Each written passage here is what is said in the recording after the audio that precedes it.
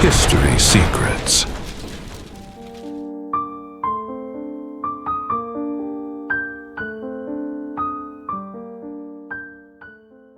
For a long time, the best universities in the world were not where many imagine. They were not in the United States. At the end of the 19th century, the center of global knowledge was in Germany. It was there that the greatest scientific advances were concentrated, the most respected researchers, and most of the future Nobel Prize winners. France came right after, followed by the United Kingdom. America, in this scenario, practically did not exist on the academic map, but something began to change. The United States started investing aggressively in research universities. They created unprecedented structures, expanded funding, and began attracting international talent. And then came a decisive event: World War II. With the end of the conflict, the United States not only emerged as an economic and military power, but also began to absorb a massive number of European scientists, especially Germans. This movement shifted the axis of global knowledge. Gradually, the best universities in the world came to be located on American soil. Harvard, Yale, Princeton, institutions that not only produced knowledge, but began to define the criteria of power within society. With this growth, something seemed inevitable. If more people had access to higher education, society would become more equal. But the exact opposite happened. In 1940, only about 5% of men in the United States attended college. Today, that number exceeds 35%, an impressive advancement. However, instead of reducing inequality, this increase coincided with a significant rise in economic disparity. The Gini coefficient, which measures income inequality, has surged in recent decades. The United States has become one of the most unequal societies in the world. And this raises an inevitable question: how did a more educated nation also become more unequal? The answer is not only in the economy. It lies in the invisible structure that organizes access to power. Another indicator reveals an even more unsettling phenomenon: social mobility. In the 1940s, most people lived better than their parents up. There was a sense of continuous progress, that each generation advanced a little further. But this pattern began to disappear. Today, a large portion of the population no longer surpasses the previous generation. Economic growth continues, but its benefits are not distributed evenly. Wealth concentrates, and it concentrates in an extreme way. In the United States, a significant portion of total wealth is in the hands of the richest 1%. This means that, even as the country becomes wealthier, that growth does not reach the majority of people. At the same time, another phenomenon intensifies: the cost of education. Universities, especially elite ones, have become increasingly expensive. Access to higher education now depends not only on merit, but also on financial capacity, directly or indirectly. And this has brought a silent but devastating consequence: student debt. In the United States, student debt has become one of the largest economic burdens for young people. Unlike other types of debt, it cannot be eliminated through bankruptcy. It follows the individual for life, and in many cases, extends across generations. This scenario creates intense psychological pressure, and begins to reflect in another concerning indicator: mental health. Interestingly, studies show that middle and upper-class students present higher rates of depression than low-income students. One possible interpretation is that the system does not only demand performance, but imposes an identity based exclusively on success. And when that success fails, the impact is profound. Faced with this scenario, a fundamental question arises: what, exactly, created this system? The answer goes back to two central figures: James B. Conant and Harry Chauncey. Conant, president of Harvard for decades, was one of the main figures responsible for transforming the university into a global powerhouse. He introduced the use of standardized tests, such as the SAT, with the stated objective of identifying talent across the country. The idea seemed meritocratic, selecting the best, regardless of origin. But there was a structural detail. The system was designed within Harvard, and, inevitably, it began to reflect Harvard's interests. Harry Chauncey, in turn, took this logic even further. By assuming a central role in the creation of the Educational Testing Service, ETS, he expanded the model of standardized evaluation across the entire country. SAT, TOEFL, GRE, tests that today define access to the world's leading institutions. Together, these two men helped consolidate what we now know as modern meritocracy, a system that promises equal opportunity, but that, in practice, reorganizes access to power. And the results are evident. In 1940, about 90% of applicants were accepted at Harvard. Today, that number has dropped to approximately 5%. Access has become extremely selective, and, at the same time, extremely powerful. Harvard's endowment exceeds tens of billions of dollars, a level of wealth comparable to many countries. And this wealth is not only financial, it translates into influence. Graduates from these institutions dominate key positions in society, politics, economy, academia, justice. The American elite, to a large extent, passes through these universities, and often, they do not even realize it. There is a curious disconnect. When questioned, many members of these elites do not recognize their own dominance. They believe they occupy these positions due to individual merit, without perceiving the collective structure that sustains this pattern. This raises an important hypothesis. The most effective form of power is not the one that imposes itself explicitly. It is the one that becomes invisible to those who exercise it. But access to these universities is not the only factor. There is a second level, more discreet, more exclusive. Within these institutions, there are social clubs and societies that function as networks of influence. At Yale, for example, there is the famous Skull and Bones, a society often associated with figures of high political and economic power. At Princeton, clubs such as the Ivy Club play a similar role. These spaces are not merely social, they function as environments for strategic connection. And, in many cases, they shape trajectories of power. A symbolic example occurred in the 2004 presidential election. George W. Bush and John Kerry, both candidates, both members of the same secret society at Yale. This kind of coincidence raises questions. To what extent is the political system truly competitive? Or to what extent does it operate within a closed circle? These questions do not have simple answers, but they suggest that the concept of meritocracy may be more complex than it appears, and perhaps more structured than we imagine. There comes a point when a system stops being merely efficient and begins to become self-referential. That is, it does not only select the best, it begins to reproduce itself. In the United States, this phenomenon can be clearly observed when we analyze who occupies positions of power. A study published in the journal Nature investigated the educational background of the American elite. The results were consistent. A disproportionate share of these positions is occupied by graduates from a very specific group of universities: Harvard, Yale, Princeton, MIT, Stanford, the so-called academic elite. But the most intriguing detail is not only the concentration, it is the perception. When members of these institutions were asked how many of their colleagues also came from these universities, most of them drastically underestimated that number. In other words, they do not recognize their own concentration of power. This suggests something deeper, a system that becomes naturalized, that becomes invisible, and precisely because of that, difficult to question. This structure not only defines who rises, it also influences how decisions are made. A clear example of this can be seen in the financial crisis of 2008. At that moment, the American economic system collapsed. Banks failed. Millions of people lost their homes, and the government had to act quickly. But who made those decisions? To a large extent, individuals educated in the same institutions.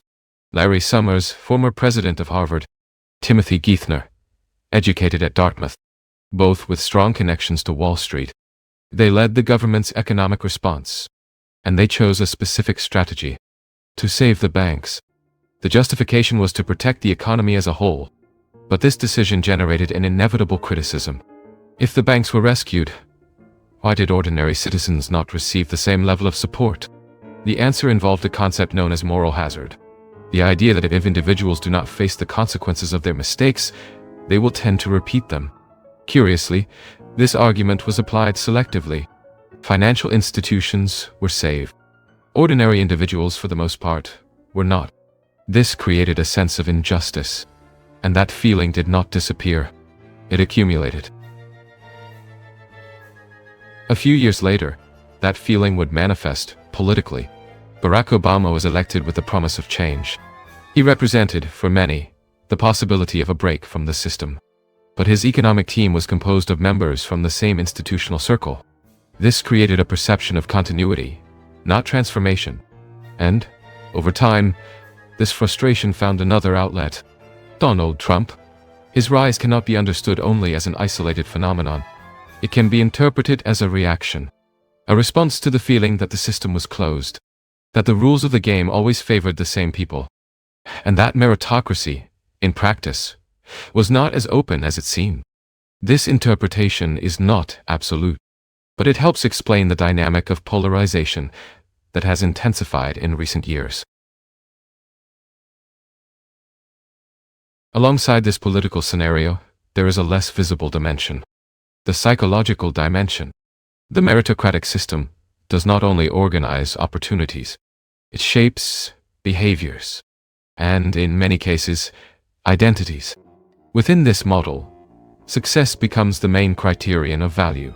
Grades, performance, results, everything becomes measured, and this profoundly changes the relationship with learning. Before, failure was seen as part of the process, a necessary stage for development. Today, it is avoided at all costs, because failing can mean losing position within the system. This generates an important side effect, the reduction of experimentation. Without room for error, there is no room for discovery.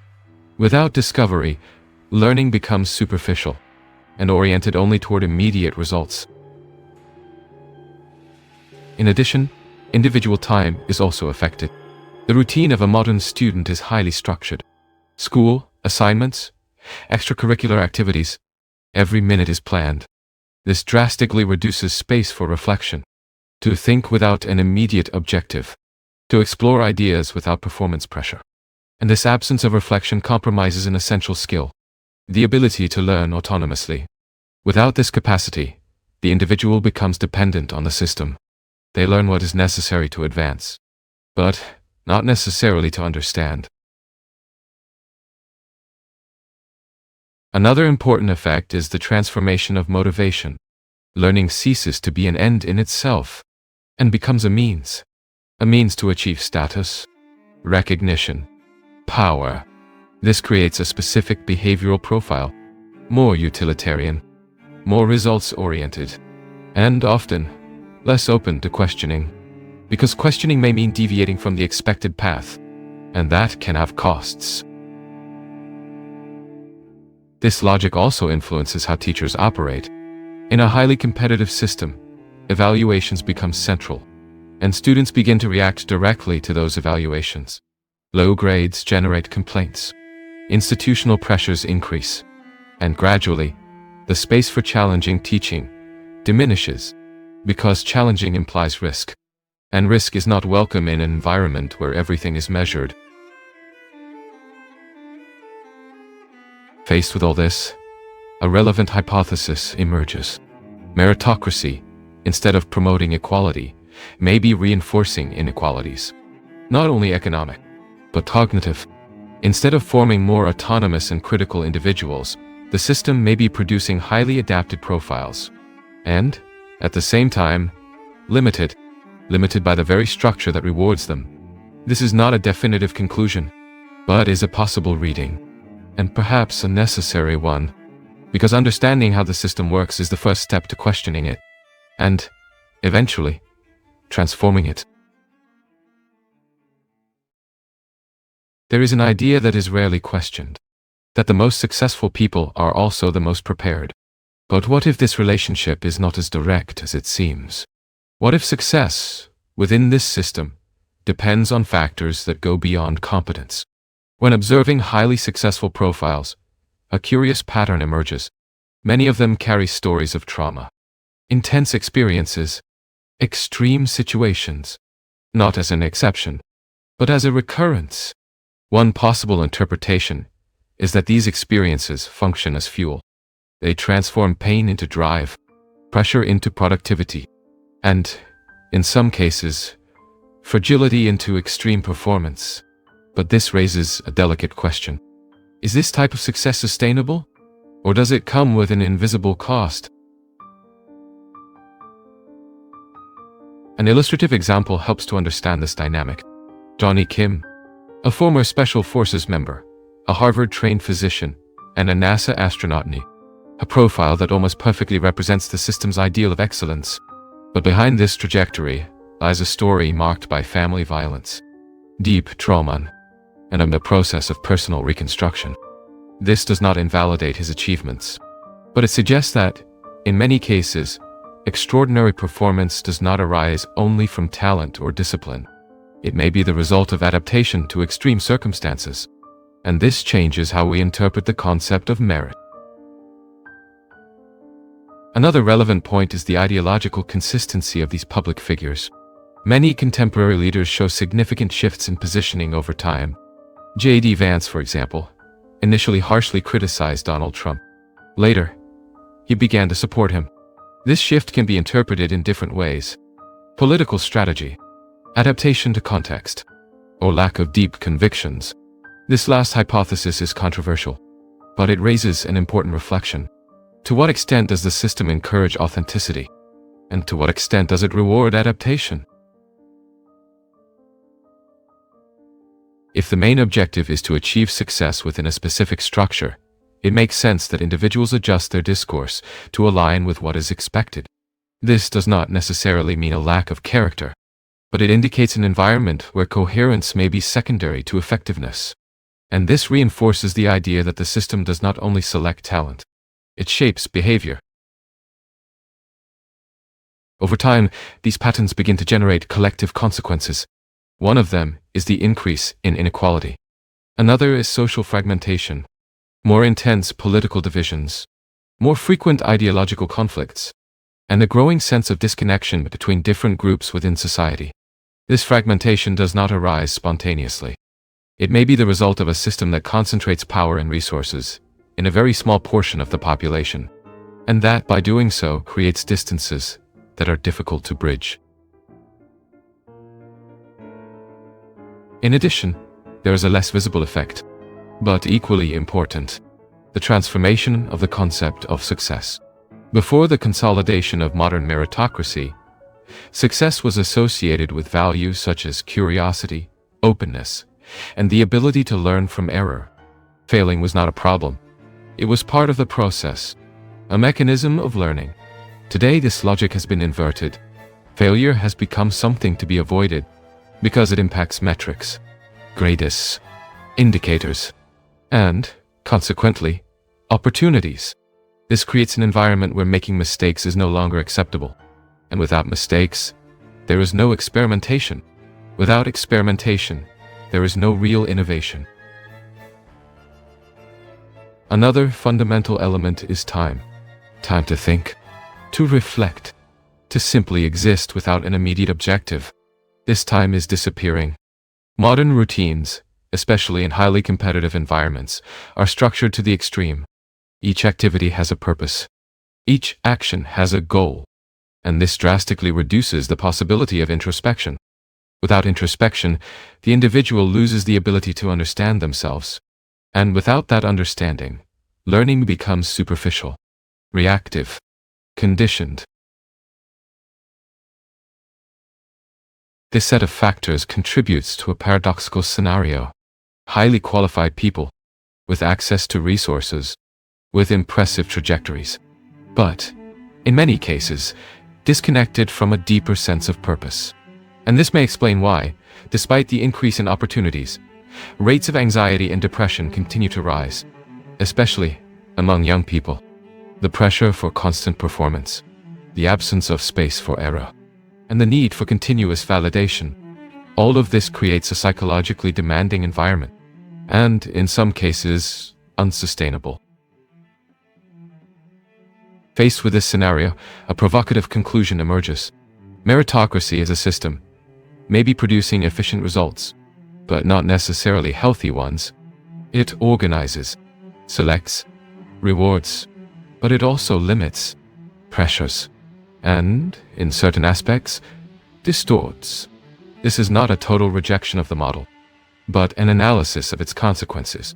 And perhaps the central point is not to abandon the system, but to understand it, to identify its flaws, and to recognize its limits. Because only then is it possible to seek alternatives, even if partial, even if imperfect. If the system cannot be easily changed, then the question shifts direction. What can an individual do within it? This is not a simple question, because recognizing the limitations of a structure does not mean escaping it, but perhaps it means interacting with it differently. A possible answer begins with a shift in perspective. Success, as defined by meritocracy, is deeply tied to external recognition. Grades, titles, institutions, status. But there is another way to define success, a less visible one, and perhaps harder to measure. Internal development, the ability to learn continuously, to adapt, to reflect, to build meaning from one's own experience. Before the consolidation of this current model, there was a more organic understanding of learning. Being open-minded was essential, recognizing that you do not know everything, asking questions, listening, observing. This type of posture created space for real growth. And within this process, failure played a central role. It was not avoided. It was used as a tool, as a signal, as a starting point for reflection. And this reflection led to something fundamental: resilience, the ability to continue, to adjust, to evolve. This cycle, error, reflection, adaptation, was, in many contexts, the foundation of personal development. But this cycle has been weakened, because the current system does not reward this type of process. It rewards immediate results, measurable performance, objective indicators, and this creates a conflict between truly learning and appearing competent. When the appearance of competence becomes more important than real learning, something is lost. Curiosity declines. Risk is avoided. Exploration is replaced by efficient repetition. And over time, the individual becomes highly functional, but less creative, less questioning, less free. Another important effect is the transformation of identity. When someone passes through highly prestigious institutions, there is a natural tendency to associate personal value with that experience. I went to Harvard. I went to Yale. These statements carry weight, and in many cases, generate a sense of superiority, even if implicit. But this association can have a side effect. It reduces the willingness to learn, because if you believe you have already reached the top, why continue questioning? In addition, a utilitarian logic emerges. Knowledge begins to be evaluated not by what it is, but by what it provides. If something does not directly contribute to success, it loses value.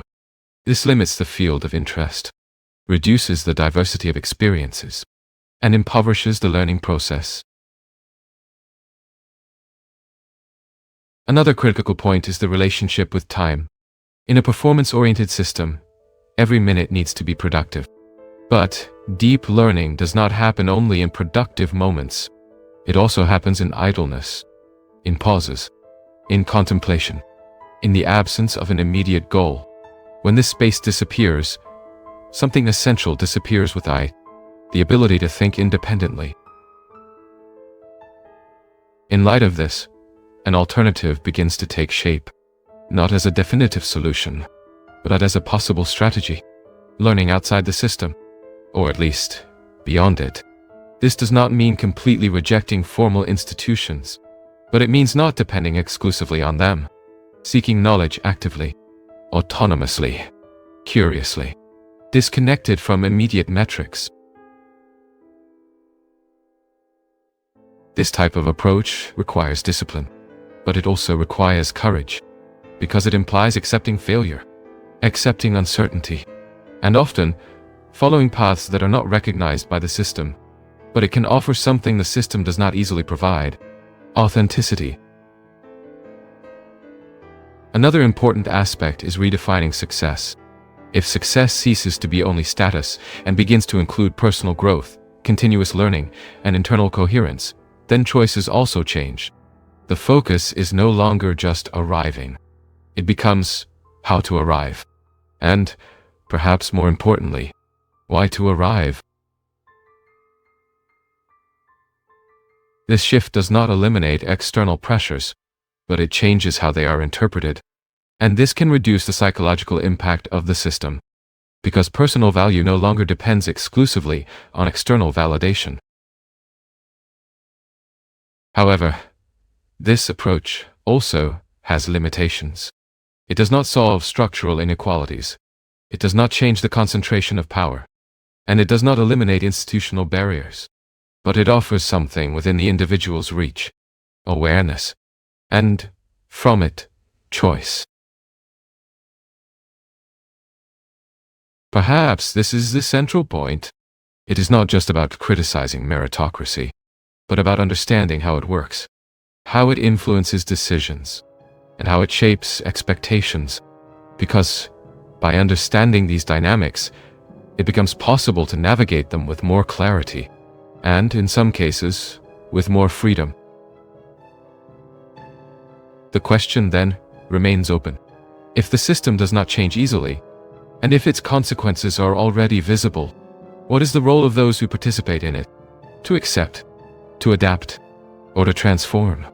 Perhaps there is no single answer, but the reflection itself is already a starting point. Many civilizations flourished before ours. Some dominated vast territories. Others disappeared almost without leaving traces. What remains are clues, scattered through time. Silent monuments, fragmented manuscripts, stories passed down through generations. Each discovery brings us a little closer to the truth, but history still holds many secrets. Because some secrets of history are still waiting to be revealed.